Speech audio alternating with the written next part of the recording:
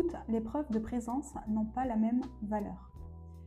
Effectivement, qu'elles émanent d'une administration publique, d'une institution privée ou alors de proches, évidemment que toutes les preuves n'auront pas la même valeur aux yeux de l'administration.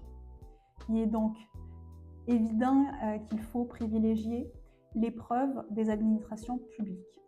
Ces preuves-là, ça peut être finalement des avis d'imposition, des lettres de la sécurité sociale, ou même des lettres du ministère. Lorsque l'on travaille, figurez-vous que le ministère peut nous envoyer des lettres. Pour se constituer ces preuves-là, c'est très simple. La première chose, c'est de déclarer ses impôts dès lors qu'on met un pied en France. En tout cas, un an après, puisqu'on doit démontrer qu'on est présent en France depuis un an.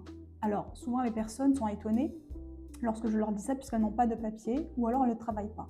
Et pourtant, déclarer ses impôts est une obligation et par conséquent, on prendra votre déclaration d'impôt, que vous travaillez ou non et que vous ayez des papiers ou non. La seule condition, c'est de résider en France depuis un an. Et vous allez cumuler ces avis d'imposition-là qui seront des preuves quasiment parfaites pour démontrer votre présence en France. Il y a également la sécurité sociale. Donc, évidemment que si vous n'avez pas de papier, vous n'aurez pas une carte vitale.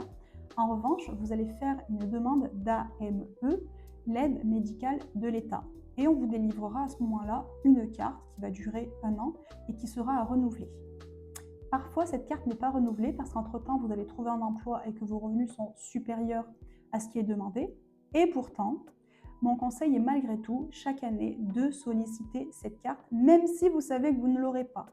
Pourquoi ?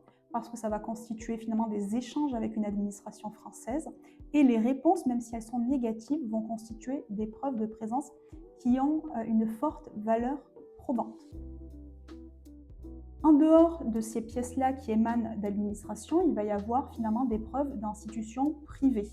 Ça va être évidemment des bulletins de salaire, mais ça va être des factures d'électricité, d'eau, de gaz, un abonnement à Internet, un abonnement à un téléphone mobile, etc., etc. Vous avez également des documents médicaux qui sont pris en compte et enfin des factures diverses. Quand bien même vous irez au supermarché, si vous sollicitez une facture nominative, vous l'obtiendrez.